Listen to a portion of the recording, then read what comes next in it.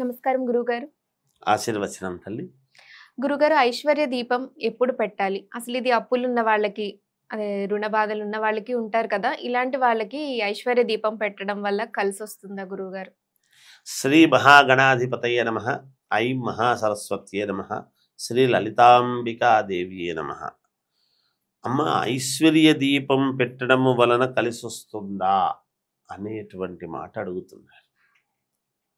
దీపం అంటే ఏమిటంటే అమ్మ, దీపము జ్యోతి పరబ్రహ్మ అని పేరు. దీపము వెలిగించటములో ఐశ్వర్య దీపం అనేటువంటిది పెట్టుకుంటున్నాము అంటే ఎవరెవరి మనస్సు, ఎవరెవరి కోరికలు వాళ్ళని బట్టి ఉంటాయి. ఏదైనా అమ్మ నమ్మకముతో చేసేటువంటి పని చాలా అవసరం. నమ్మకము లేకుండా ఏది చేసినా ఉపయోగము లేదు. ప్రతి వాళ్లకు మరి ఐశ్వర్య దీపం పెట్టాలి అంటే మాకు బాగా కలిసి రావాలి, కుటుంబము చల్లగా ఉండాలి. ప్రతి స్త్రీమూర్తి ఇంట్లో కోరుకునేది ఏమిటి? తన భర్త సుఖము, అత్తమామల సుఖము, అలా పుట్టింటి సుఖము, తన పిల్లల సుఖము. తన సుఖము కాదు, ఇవన్నీ సుఖముగా ఉంటే తాను సుఖముగా ఉంటాను అనేటువంటి భావనతో ఏ స్త్రీమూర్తి కూడా తన కోసము అని కాకుండా తన కుటుంబము కోసము, తన పిల్లల కోసము, తన భర్త కోసము, తన అత్తమామల కోసము, తన మెట్టిరింటి కోసము, అలా పుట్టినింటి కోసము కోరుకొని చేసేటువంటివి కొన్ని వాటిల్లో ఇదొకటి ప్రధానమైనటువంటిది. ఎందుకు, ఏమిటి రెండు వైపులా అనుకోవచ్చు. కానీ తాను కోరుకునేది ఏమిటి అంటే ఈ ఐశ్వర్యము గనక బాగుంది అంటే తాను సంతోషముగా ఉంటే ప్రతి స్త్రీమూర్తి కూడా అత్తవారింట్లో సంతోషముగా ఆనందంగా ఎప్పుడైతే గడుపుతుందో ఈ ఆనందం అంతా కూడా ఎక్కడి నుంచి వచ్చింది ఈ వ్యక్తి అనేటువంటి దాన్ని మూలము చూసుకొని పుట్టినింటి నుంచి కదా మెట్టినింటికి వస్తుంది. అలా పుట్టినింటి వాళ్లకు ఇక్కడి నుంచి ఈమె ఆనందము ఉండేటువంటి దాన్నంతా కూడా అటువైపుకు ఆపాదించబడుతుంది. తద్వారా పుట్టినిల్లు దినదినాభివృద్ధిగా పొందుతుంది అనేటువంటిది శాస్త్రసమ్మతమైనటువంటి విషయం.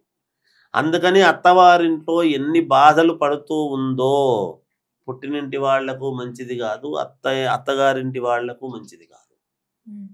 ఈరోజు పడుతున్నారని నేను అనడం లేదు, కానీ సంతోషముగా ఆమె ఉండగలుగుతుంది, అత్తవారింట్లో ఆనందంగా ఉండాలి అనేటువంటి దానికి ఆమె వంతు ఆమె ప్రయత్నం ఈ ఐశ్వర్య దీపం అనేటువంటిది పెట్టుకోవడం జరుగుతుంది. ఈ ఐశ్వర్య దీపం అనేటువంటిది ఎప్పుడు పెట్టుకోవాలి, అసలు ఎలా పెట్టాలి కూడా తెలియని మామూలుగా అంటే దానికి అనేక రకాలు ఉన్నాయి. దాంట్లో ఒకటి మనం మాట్లాడదాం తల్లి. చాలా ఉంటాయి కాబట్టి మనం ఒక్కటిగా మాట్లాడదాం.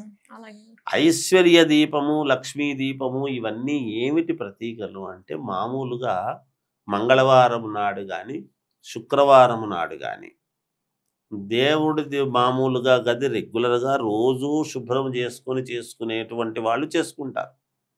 దానివల్ల రోజు జరిగేటువంటి పనులు అయిన తర్వాత మామూలుగా ఐశ్వర్య దీపం అనేదే అమ్ముతూ ఉంటారు వేరే చోట, దానికి సంబంధించినటువంటి ప్రమిద. అది నిజానికి పూర్వము చెప్పినటువంటి దాంట్లో మనము గనక ఆలోచన చేసినప్పుడు ఏమవుతుందంటే మట్టి ప్రమిదలే శ్రేష్టం. ఎప్పుడూ కూడా మట్టి ప్రమిదల్ని, మట్టిలోనే మహాలక్ష్మీదేవి ఉంటుంది, ప్రాణం ఉంటుంది మట్టిలో.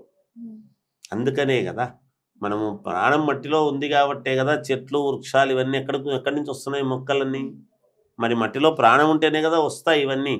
అందువలన మట్టి ప్రమిదలు తీసుకొని ఒక పెద్ద ప్రమిద, దాంట్లో ఇంకొక చిన్న ప్రమిద, ఆ పెద్ద ప్రమిదలో ఏం చేస్తాము అంటే చుట్టూ కిందంతా కూడా పసుపు పట్టించేసి, హరిద్రము లక్ష్మీప్రదము కాబట్టి పట్టించేసిన తర్వాత దాంట్లో ఉప్పు దాని నిండా పోసి, ఏంటి గురుగారు, పసుపు బాగా పట్టించేసి పసుపు రాసి ఆ పెద్ద ప్రమిదకు దాంట్లో లోపల దాని నిండా ఉప్పు పోసి దాంట్లో ఒక చిన్న ప్రమిద ఒకటి పెట్టి దానికి కూడా పసుపు పట్టించి దాంట్లో నూనె పోసి ఒత్తి వేసి మామూలుగా ఈ ఐశ్వర్య దీపం అని పెట్టుకుంటూ ఉంటారు. ఒత్తులు ఎన్నైనా వేయొచ్చా గురుగారు? త్రివర్తి సంయుక్తం, 3 ఒత్తులు. ఒత్తులు ఒకటిగా కలిపి వేసుకోవటమే.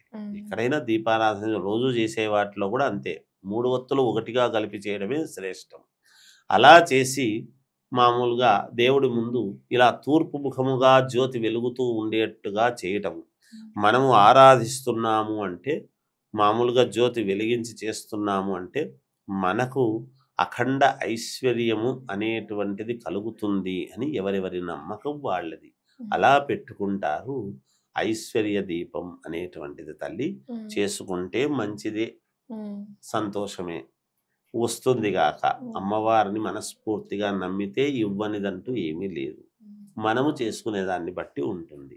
అయితే గురుగారు మీరు మట్టి ప్రమిదలు అన్నారు కదా, ఈ ఐశ్వర్య దీపం చెప్పేటప్పుడు మనం రోజు నిత్య దీపారాధనలో అంటే కొంతమంది వెండివి పెడుతూ ఉంటారు, రకరకాలు పెడుతూ ఉంటారు కదా గురుగారు. ప్రతిరోజు దీపారాధనలో ఏ రకం కుందులతో పూజిస్తే మంచిదంట? తప్పు లేదమ్మా, వెండివి పెట్టుకుంటారు, ఇత్తలివి పెట్టుకుంటారు, మట్టివే పెడుతూ ఉంటారు. అలా ఏమి ఇబ్బంది ఏమీ లేదు, ఎవరి శక్తి వాళ్ళది పెట్టుకోవచ్చు. వెండి దాండ్లలో కూడా మట్టి ప్రమిదలతో చేస్తే అదృష్టం అన్నారు కదా, అందుకు అడుగుతాను. మామూలుగా అయితే మట్టి ప్రమిదలలో ఇట్లా విశేషముగా చేసేటువంటి దీపారాధనలు మట్టి ప్రమిదలలో చేస్తేనే శ్రేష్టం. మట్టిలో ఉండేటువంటి శ్రేష్టం మట్టి ప్రమిదలలో. అంత మిగతాటి ఉంది. మనము ఎండాకాలం వచ్చింది, మామూలుగా మట్టి కుండలో నీళ్లు తాగుతాం, ఫ్రిడ్జ్ వాటర్ ఇప్పుడు తాగుతున్నాం.